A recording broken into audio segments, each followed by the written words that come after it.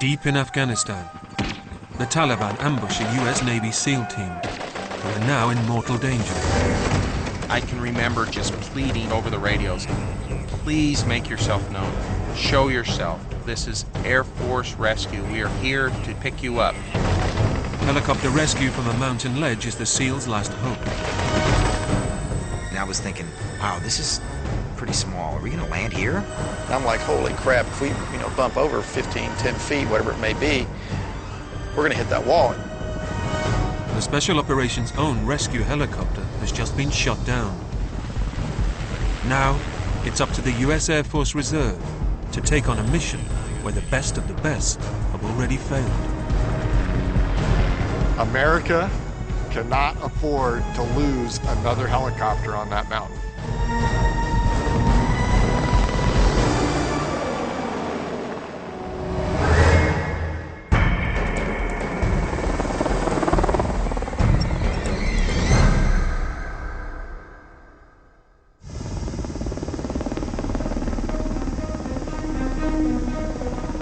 High above the Gulf of Mexico, a US Air Force Pave Hawk helicopter is low on gas. These volunteer pilots are with the 920th Rescue Wing, the only reserve rescue wing in the US Air Force. They're rehearsing the delicate art of in-air refueling. It's a vital skill they'll need to fly combat search and rescue missions in Afghanistan.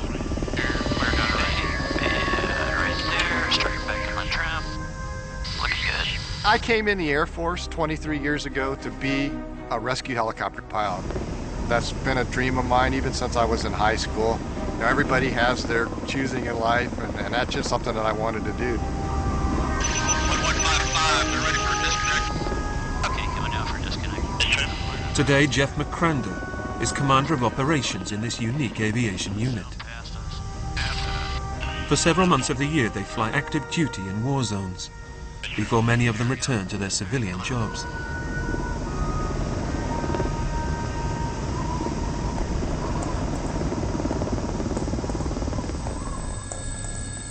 In the summer of 2005, 2 helicopter crews from the 920th are nearing the end of their tour in Afghanistan. We'd have maybe a couple, 2-3 day turnover and then be home, and we already had plans for the 4th of July and parties, and unfortunately none of that happened. Of course, all good war stories start with there I was. So there I was getting ready to take a shower, and my roommate comes running in and says, hey, the radio just went off and they want you to report to ops right now with a 3-day bag. This 3-day operation will be a daunting challenge. They are to locate a covert 4-man Navy SEAL team high in the mountains of the Hindu Kush. While attempting to assassinate a high-ranking Al-Qaeda leader, the SEALs have been caught in a Taliban counterattack.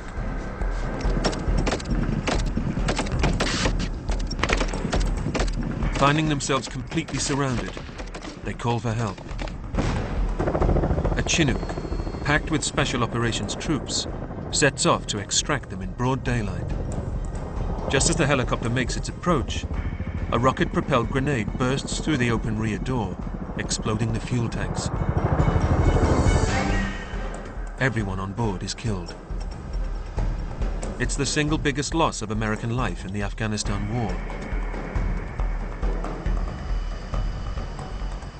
Reeling from this devastating blow to their rescue effort, Special Operations Command turned to the reservists of the 920th Rescue Wing for help. Smart pack for you. I think that they definitely look down on us, question our training, our crews, our capabilities. I spent a lot of time interacting with the ops officer there, and well, educating them on our capabilities and what we really brought to the fight, and why we were the right people to be up there doing what we were trying to do.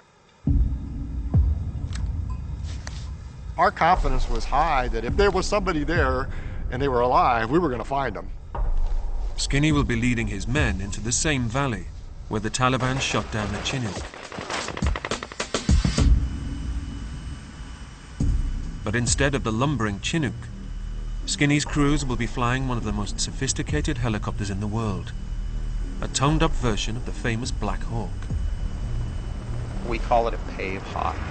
The Pave Hawk is a rescue pilot's dream. This is our hydraulic hoist that has 200 feet of cable. Using its in-air refueling probe, the Pave Hawk's pilots can fly non-stop for 14 hours. Another great thing about the aircraft is this FLIR turret and color weather radar. Its infrared camera and color radar enable it to fly in virtually any weather, day or night. And it has anti-missile defenses. It's a very awesome helicopter.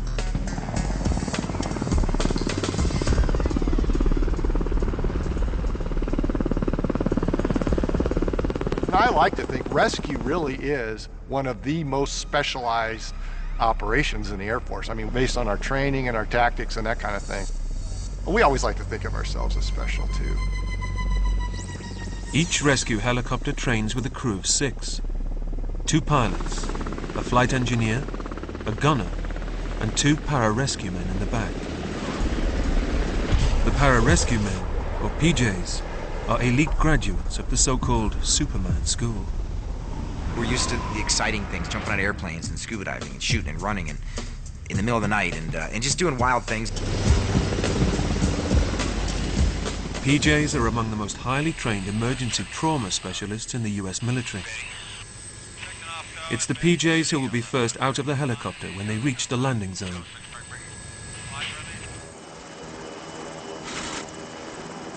Shortly before nightfall, Skinny's 2 crews set off for their search for the SEAL team, but they have limited information on where to look. This dangerous mission will test their skills to the limit. Combat rescue missions are preferably flown under cover of darkness. By hugging the ground at night, it's almost impossible for the enemy to see or hear them approaching. To enable the pilots to see in the dark, they wear night vision goggles. These image intensifiers amplify the available light from the moon and the stars by up to 5,000 times onto a green phosphor screen. The human eye can distinguish more shades of green than any other color. When I first started flying goggles in pilot training, it was very difficult to try to look through what I envisioned as toilet paper tubes. You have zero peripheral vision. You constantly got to keep your head on a swivel. It just was difficult. As you can see, they're out away from my eyes. But over time, as you got more and more goggle experience, it starts becoming second nature. And now, of course, we don't even think about it. If it's cloudy or overcast, they can also use their infrared camera to navigate the mountain passes at night. It detects heat, even when there is absolutely no light. Having been baked all day by the sun, the ground registers as a glowing image in the cockpit.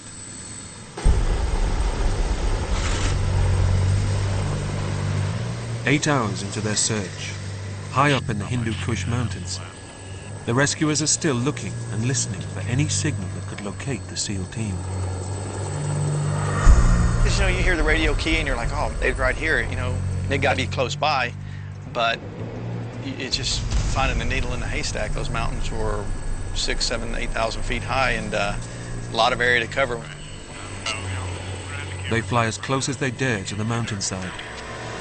The faint clicking on the emergency frequencies suggests someone down there is trying to make contact. I can remember just pleading in my mind, please, please, and we were even doing it over the radios. Please make yourself known. Show yourself. Do anything because, this is Air Force rescue. We are here to pick you up. We were very concerned about what we would call a SAR trap, where the bad guys now maybe have captured these guys and are using their signaling devices to lure the helicopters in to shoot them down.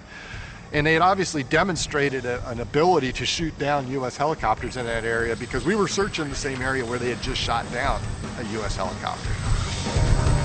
Despite fears of being lured into a trap, they do not want to abandon the search. They know that if they don't find the missing SEALs soon, the Taliban surely will.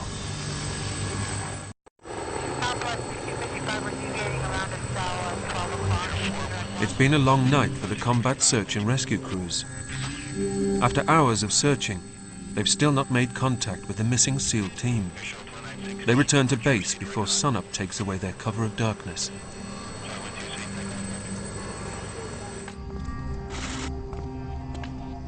Shortly after dawn, there's a breakthrough. Stop right there. An old man arrives at a remote Marine base with a handwritten message from a Navy SEAL.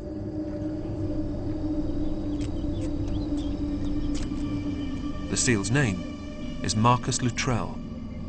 He reveals that he is the sole survivor of the 4-man Special Forces team. The others have been killed in an ambush, and he is badly wounded. Luttrell is being sheltered in the old man's village, which has been blockaded by the Taliban. Within hours, the helicopter crews have a satellite photo of the mountain village where Luttrell is hiding. Now Skinny must devise a rescue plan. First to pick up Luttrell, then to recover the bodies of his fallen comrades. You know, as a flight lead, you know, you feel a lot of responsibility because all these guys are your guys, and it's your job to get them in and get them out so they can get back to their families. And you know, it's just one of those things where you kind of stand there and say a prayer, and it's like, oh Lord, please don't let me screw this up. This is the moment every combat rescue pilot dreams about, yet dreads. It's when they must put to the test their years of training. On combat missions, their tactic is to use 2 helicopters to protect each other. Flying into a dangerous landing zone, or LZ, is a skill they practice back home in the Arizona desert. Most of our training is to be able to get into and out of an LZ, 1, as fast as we can, and 2, having tactics where we can cover each other. The lead aircraft makes a fast, low-level pass over the landing zone to draw enemy fire. It then pulls up hard and high, leaving the second aircraft to slip in for the pickup. Working together, the entire crew guides the pilot into the trickiest spots by relaying back to him every obstacle and danger. If you do that in a smooth, coordinated, relaxed manner, we all work together, so we know how we think. And if you hear a person's voice starting to get a little shrill, you know who they are, that what the problem is, that there is a problem. Board 10. No, out. Board 5, 4, 3, 2, 1. There's left. Power's good. So we're holding that, simulating that this is the only place we can go due to terrain and winds. How's my tail? Tail's well clear. Roger that. How high am I?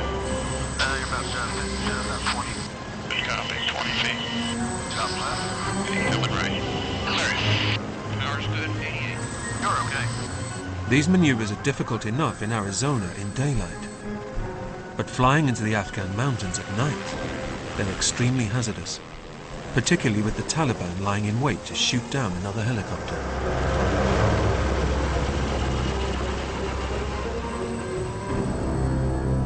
On this mission, Skinny decides he will go first in the lead helicopter and drop a glow stick to mark the landing zone.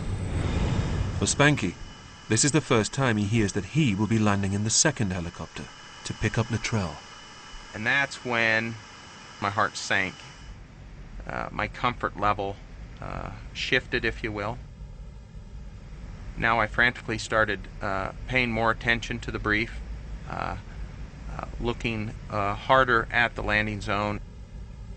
We couldn't really tell the angle. We didn't really understand the sheer steepness of the terrain. For some of the Pavehawk crew, it's their first deployment with combat search and rescue. They seriously underestimate the challenges that lie ahead.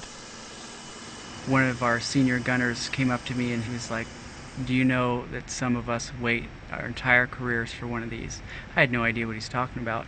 I was just going back to get a couple of pairs of underwear and toothbrush and toothpaste, and I really didn't know what I was getting into. Piece of cake. Not gonna be a problem at all because it looked like a big football field. We're like, hell yeah, we'll come in and do a run-on landing. We just figured, hey, it's just like a big deal. For the more experienced crew members, the fear of failure is all too real. You start thinking about your family, about my 4 little boys at home and my wonderful wife, and just saying, you know, if not just for them, don't screw up. Both shots, you guys have a good flight. Be safe. Roger that, thanks. Now I know the route we're taking. I realize where we're flying through. We're flying in the same area, the same valley that the Chinook had just recently been shot down. And what I found out again that day was that it's within about 2 miles from the location where we watched a guy in the mountain shoot an RPG at our aircraft, and it actually went between the lead and a trail aircraft. So the RPG went right in the middle of our 2 aircraft, and I'm thinking to myself, wait a minute, they've shot at us once. The next time they shot at somebody, they shot them down. We're flying back into that exact same area. I guess it became real at that point. This time, the US command is leaving nothing to chance. One of the biggest combat rescue operations ever mounted in the war is underway. Their task, to rescue Luttrell and retrieve the bodies of his fallen comrades. On the ground, Army Rangers creep towards their target. In the sky, Apache attack helicopters and A-10 Warthogs will target the Taliban positions. A giant refueling aircraft will provide backup. And flying high above the whole operation, a Spectre gunship. At the moment of rescue, this will illuminate the landing zone with a night sun. A giant infrared spotlight invisible to the naked eye, but clear to everyone wearing night vision goggles. With so many people involved, radio chatter crowds the airwaves. Intensity of the calls got louder and louder and quicker, and until it was at times some guys, it seemed like we're screaming on the radio. It's very tempting just to pull up the radios, but you know, you gotta keep your ears open. It is just constant chatter. It's hard enough to hear your crew, let alone assets that aren't even on the same continent. Everybody wants to know the status. What's the status? What's the status?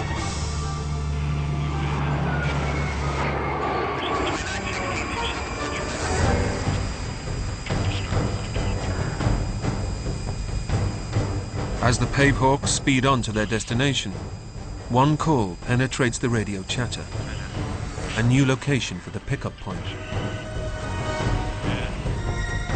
The coordinates for the survivor have changed by 2 kilometers.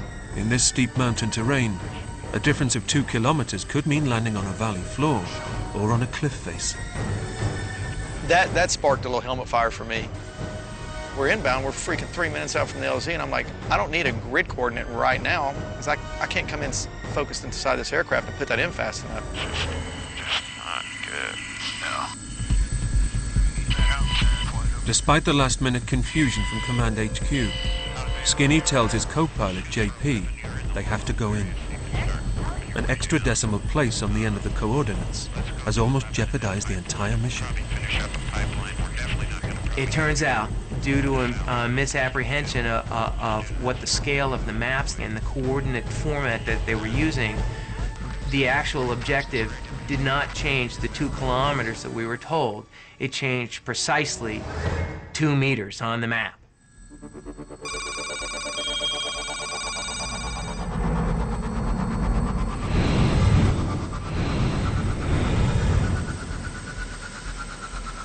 Now Skinny and Spanky make their final approach. They turn off the main river valley and begin a steep ascent. The moon isn't up yet, and clouds shrouding the mountains are blocking what little light there is from the stars. Once we turned up the canyon, it seemed to get darker. There was not very much illumination at all.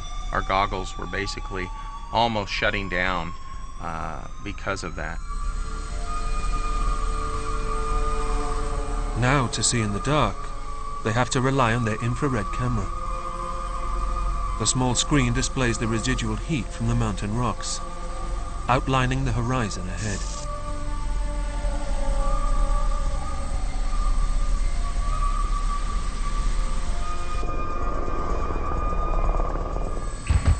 Left side.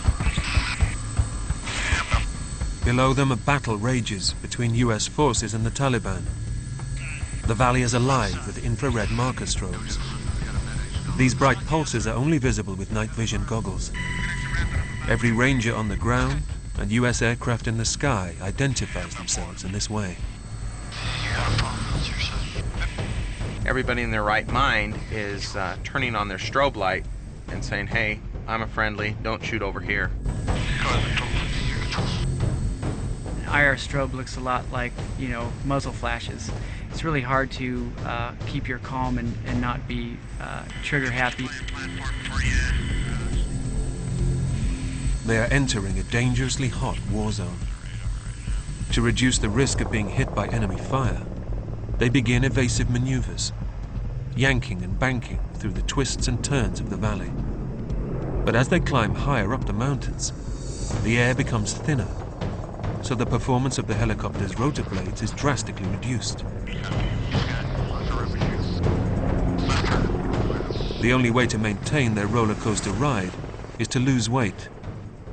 And the only way to do that is to dump fuel. So I opted just to dump fuel where we were going, and unfortunately, it wasn't unpopulated. The local Afghanis actually sleep outside during the summer months, but I had to make that decision. I want that extra buffer. And I remember saying as my co-pilot reached up to flip the safety wired thing, this is for Penny and the boys, I remember. As Spanky scans ahead, the strobe flashes continue to pepper the mountainside. This is really bad. It's scary dark, but at least the landing zone's going to be illuminated. But there's no sign of the spotlight Spanky is expecting. The infrared night sun on board the Spectre gunship cannot burn through the cloud layer to illuminate the landing zone. And I remember the gunship very loudly screaming, "Halos, negative burn, negative burn." The helicopter's landing zone is shrouded in total darkness.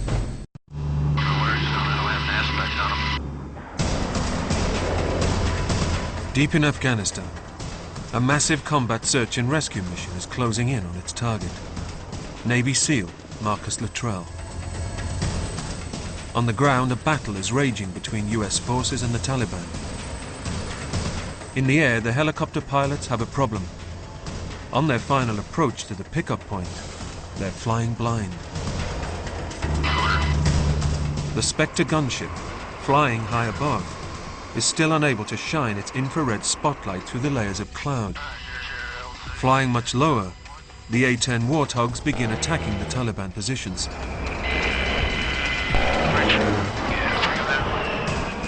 One Warthog pilot spots a gap in the cloud, and with split-second timing, pinpoints the landing zone with his targeting laser. It's just a beam of light exactly where I needed to land. It was like the finger of God. Like, there's a LZ. That's how we got a really good sight of what the LZ looked like. This landing zone is no football field. It's a tiny shelf hacked from the side of a mountain. To be honest, it was it was the size of an LZ that I don't think pilots would even land in the daytime if they really had the chance. I mean, I was thinking, wow, this is pretty small. Are we going to land here? Okay, I'll come around, pilots controls for the control. Randy, your dog bone got any chem lines? Flight leader Skinny prepares to drop the glow stick that will mark the spot where Spanky is to land in the second helicopter. We have shot right over. Okay, 100 feet. 3, 2, 1, mark. Ignoring all the gunfire, Skinny scores a bullseye with the glow stick and banks steeply away to draw enemy fire. If the Taliban take the bait, the path should now be clear for Spanky in helicopter number 2 to make the pickup. On the approach. Because once he calls on the approach, then we give him altitude, airspeed, and we're looking at the ground, looking for obstacles, and they're clearing us into the LZ. Just open, please. You're listening to the pilots talk amongst themselves, and you've got the engineer and the gunner. They're all discussing this. It's such an interactive process to fly a helicopter. You wouldn't believe it, but especially in that context, it was unbelievable. And the LZ starting to come into view there. 2, 1, clear slide left, 10. Power's good. Okay. I never got the sense that it was going to be that tricky. I knew it was going to be a bit hairy. As commander, Spanky takes the controls for the final approach. Pilots control. Pilots controls. Yeah, I got him. Looking good, crew. Plenty gas, 2,000 pounds. Power's good, 65. Setting up for the landing, I thought, you know, I think it's actually going to work. And then it all went south in a hurry.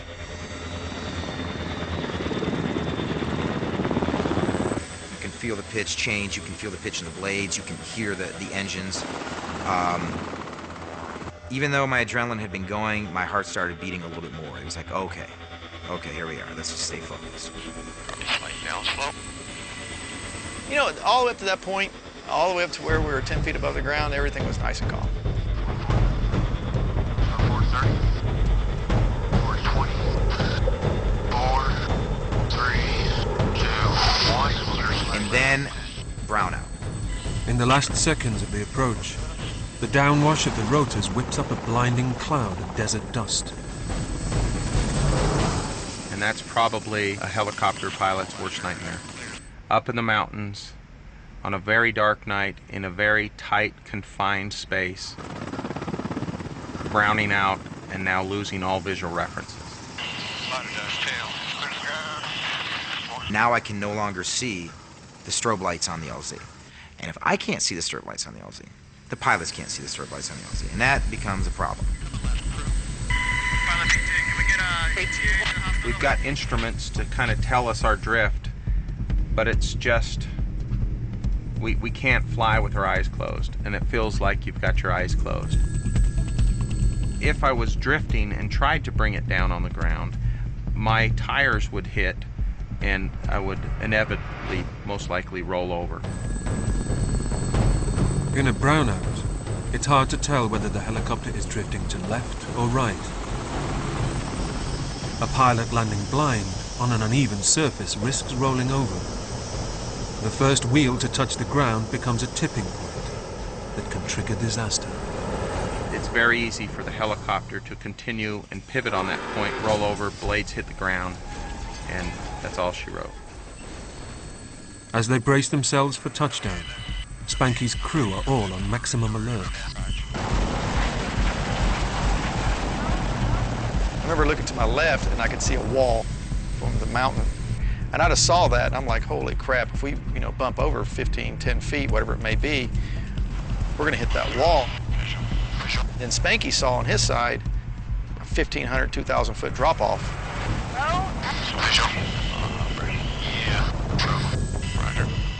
On a narrow ledge in a brownout, there's little room for error. I started drifting, unfortunately left, towards the rock face, where my rotors would hit and inevitably crash, and then we'd have a bigger problem on our hands. I told the guys in the back, I'm like, if you guys are praying, guys, you might want to pray now. Being in the business as long as I have, I know that helicopter crashes are nasty, and there's one thing you can do to kind of maybe save yourself, and it's lay down. So at that point, I figured we're gonna crash. By now, Spanky should be safely on the ground, but he's still hovering blind in the dust, completely dependent on directions from his crew. You can hear the pilots just back and forth, stop left, stop right, stop left, and it just continues. That pilot has controls, co-pilot, and it was an orchestra of I don't even know how to explain it. I had noticed the tail had gotten somewhere between 2.5 to 5 feet of some of the trees. I told the pilot, and as I was kind of turning around the aircraft and I had to get my bearings about me and figure out which was left and which is right to him, to me, to the aircraft. And so it got a little confusing. If you got a nice, calm person in the back saying, hey man, stop right, you need to come a little left, you're gonna put a little left correction in. When you got somebody in the back screaming, stop right, you're gonna react to whatever you're hearing in the back, because there could be some big tree there and you really want to get the aircraft away. The warning shouts to avoid hitting the wall or the trees make Spanky pull the aircraft hard right.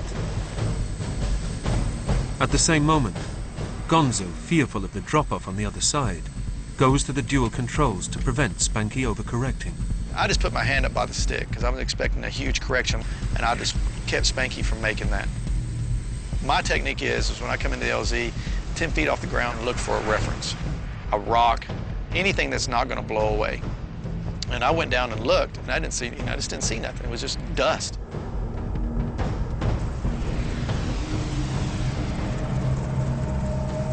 Things started going in slow motion. I knew we were going to crash, and I knew I was going to let everybody down. Everything starts rolling through your head. Mission preparation, your family, your kids, and just the sense of grief and failure, like we came here to pick this guy up that needs our help, and now I'm going to crash and roll down the mountain. But right when I felt that all was lost, when the dust cleared just enough, I couldn't see the ground, I couldn't see the rock face, I couldn't see anything, but that terrace that was on my left side came in front of me, and about 50 feet, 40 feet off my nose, I could see what I could describe as a hanging pot as a child on our back patio, where my mom had these pots that hung out on our porch, if you will, and the plant would just drape off of it. And when the wind blew, the leaves would rustle and stuff. And that was the only thing I could see. I couldn't see the ground, I couldn't see the village, I couldn't see the rock wall, I couldn't see anything but this blowing bush. It was a hover reference that I had that could tell me left or right or up or down, and I instantly was able to get control of the aircraft into a solid hover.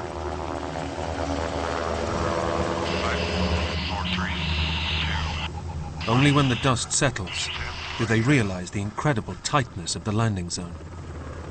We were probably less than 2 feet from the edge. I wouldn't even have done this in Tucson during the day, probably. It would just have been stupid. Yeah, I wouldn't have done it even during the day. And I'll be advised that we will be egressing on the right side of the aircraft. We landed. Their job is done. Well, for the meantime, my job begins. So we jump out, and as we're coming out, I see something directly straight behind the tail rope. Whatever this is coming at us, we don't want it to get anywhere near the helicopter. You have to kind of protect the crew as well. It's part of the deal. So I see what looks to be a man, big guy, and he's wearing Afghani clothes. We call them man jammies. And one of the things that went through my head was, if it were an American, let's just say an American were dressed up, their chances are they're not going to walk up to a tail rotor. They know it's a helicopter. I'm going to go around, and that's just a rule. You don't go near the tail rotor. So at this point in time, I had to think quickly, and I drew my weapon, and my plan was to shoot him, because at this point he was a threat to me. A second individual comes out from behind him. So now I'm thinking, okay, I've got two guys that are threats, I'm just going to shoot both of them. I literally had my finger on the trigger, and then immediately, and thank God, the third person comes out from behind. And the third person was clearly United States military. I'm looking at him now, I'm this close, I know he's American. This is a US Ranger, and he quickly indicates which of the men is Luttrell. To check his surprise, Luttrell is dressed in Afghani clothes and also able to walk. I immediately, instinctively, go into an authentication role. And one of the things I'd memorized was his favorite superhero was Spider-Man. He also had his dog's name. Now, I really only needed to ask him one question, but I went ahead and asked him both. But anyway, I asked him, what's your favorite superhero? And he looked at me like, what? What are you talking? Oh, Yeah, I know. Okay. He told me it was Spider-Man. Excellent. Same with me. It's my favorite superhero as well. Once Marcus Luttrell's identity is confirmed, they realize he needs urgent medical attention. They will have to fly him back to base before attempting to locate the dead bodies of his friends. There's still a battle going on, like literally 100 meters from where we are. I mean, it's literally as we sit there. And I'm thinking, we haven't left yet. What's going on here? And they're waiting for me, so I hit the mic and I said, go, go, go. And they were like, all right. And then we were up and at it. 1, 3, 2, 1. I pulled straight up and then just dove off of the cliff into the dark hole. And then, of course, all the chatter came back on the intercom. Everything was going crazy. I looked at Marcus. I started talking to him. He sat in a corner. It was kind of surreal at this point. I kind of realized that we just rescued him, and this guy, you know, and all of his buddies are dead. So as I look into Marcus, I got my night vision goggle and I'm focusing it. And I just want to get a good look at him, and you can see the look in his eyes. You can just see the intensity that this guy had been through, and I don't even know how to explain what I saw, but it was pretty amazing.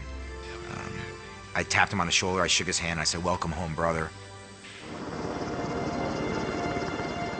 With only 5 minutes of fuel remaining, they just make it to a forward base where they deliver Marcus Luttrell.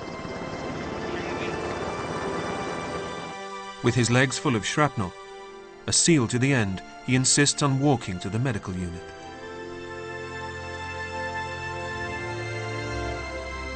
We landed back in Jalalabad, and I'm just like, man, just looking at Spankin' like, oh yeah, man, we did it, we're done. That's when everything started hitting me. The PJs in the back, especially Perchecki, was hooping and hollering. He was standing outside my window, pounding on the glass. And I just remember thinking, they have no idea how close we were to crashing. And I don't think they fully realized just how close they were to balling it up on the mountainside. And that's when the wave of adrenaline left me, and I just start shaking.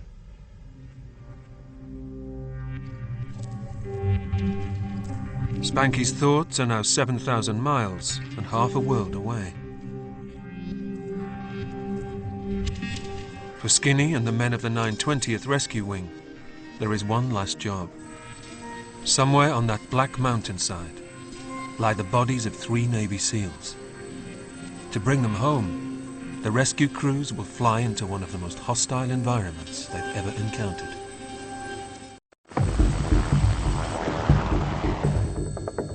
Having saved Navy SEAL Marcus Luttrell, the 920th Rescue Wing prepares for an even riskier mission. Since the Civil War, every effort has always been made to recover and identify the bodies of American soldiers. The bodies of Luttrell's fallen comrades lie in terrain so steep, it's impossible to land. Instead, the helicopters will hover to allow the para-rescuemen to rappel down. But there's an added complication flying at night in the high mountains of Afghanistan. The air is so thin, the rotor blades do not generate enough lift to allow the fully equipped rescue helicopter to hover. This becomes particularly acute when attempting to hover over a steep slope. Hovering near a flat surface causes the flow of air through the rotor disc to slow down. Known as ground effect, this makes hovering easier. Pilots think of it as a cushion of air. But a helicopter hovering over a steep slope, as it will have to on this mission, no longer benefits from ground effect. To achieve the same amount of lift, it will either need more power or less weight. Otherwise, it will be in trouble.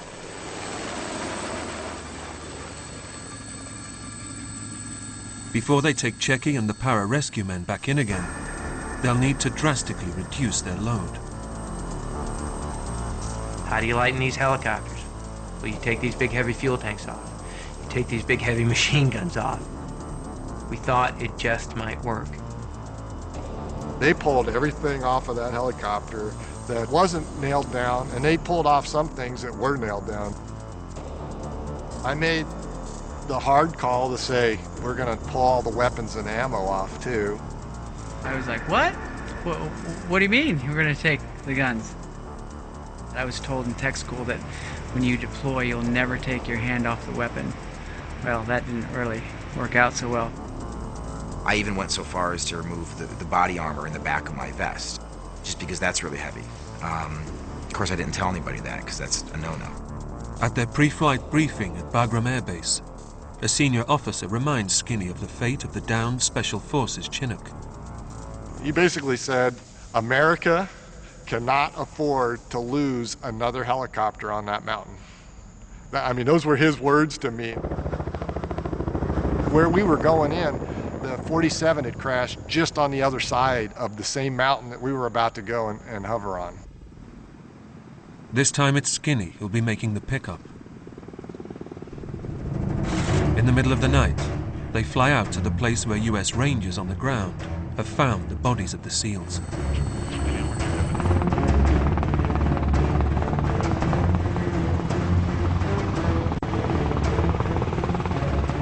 We entered a hover, I think it was about 85 feet, but you have to understand, it was 85 feet above a point that was on a very, very steep incline. And there were basically about 40 to 60 foot trees all around the LZ, but there was a fairly clear area that was just big enough for me to kind of snuggle down inside of that, where, you know, I'm kind of looking at the top of the trees out my window. So here I was looking straight out of the aircraft, trying my best to keep Skinny away from drifting towards these trees as he's getting calls from both crew members in the back as to exactly where to place his hoist hook. Surrounded by gunfire, the PJs now rappel down to locate the bodies.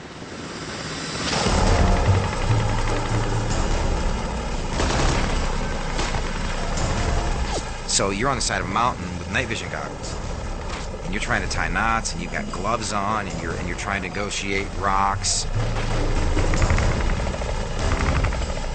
Then you get to the site where the body is. You've got to tie in. You hope that you're able to secure the body so it doesn't, you know, it could literally fall.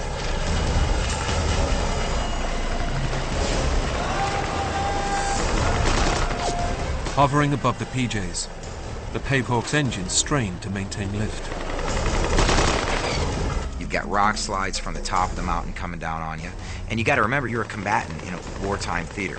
So you've got to post teams all around to secure that operation so you don't necessarily have to worry about shooting when somebody else hopefully will be shooting for you. So there's a lot going on.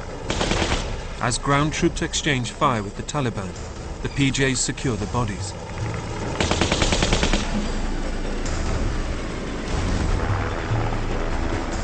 It's time to bring the last men home and lay them to rest. Tower Charlie 22 at the HTA Gulf Links departure. I realized halfway home, it's 4th of July. And I said, you know, you don't get much more patriotic than this. Someone, I wish it was me, but it was not, had the forethought to take 2 American flags. It was a wonderful touch and a wonderful service that these guys did, covering the body bag with the American flag to hail them appropriately. That was a pretty emotional moment to realize that what we had just been through, you know, these guys had been through a lot more, obviously, and paid the ultimate price for their activities. But I mean, here we had just gone through all this stuff to get these. And I mean, it was kind of an emotional breather.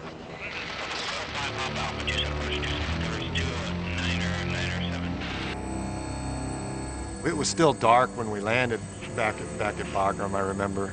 And of course we landed and we taxied in. And there was a group of people that were standing around. And I remember these folks, basically when the doors open, they all snap to attention because they see the flags there.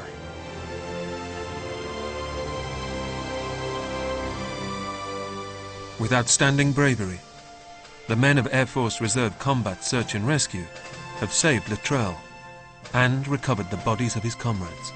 We're rescue guys. We always want to bring everybody back alive if we can. I mean, there's a little bit of pride in me to know that that I helped bring him back to his family. Even though I would have rather, I mean, as rescue guys, we'd rather bring them all back alive if we could. That just wasn't in our cards that day to be able to do that. So it was a huge honor for me to know that Skinny trusted me enough to send me in to do, quite frankly, that a lot of us never will do in our career. And I thank him for that. Even as mere reservists, even as guys that spend most of their time, at 30,000 feet rather than 30 feet in the air, even as guys that are more often concerned with peanuts and Dr. Pepper rather than getting a guy out of a combat situation, when we're called upon, we're just as capable, just as effective as any active duty unit could possibly be.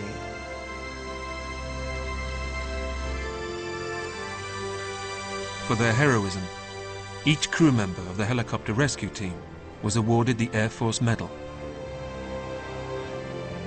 Spanky now helps devise the latest rescue procedures. Checky is training to be a doctor. And Skinny now has 4 squadrons under his command.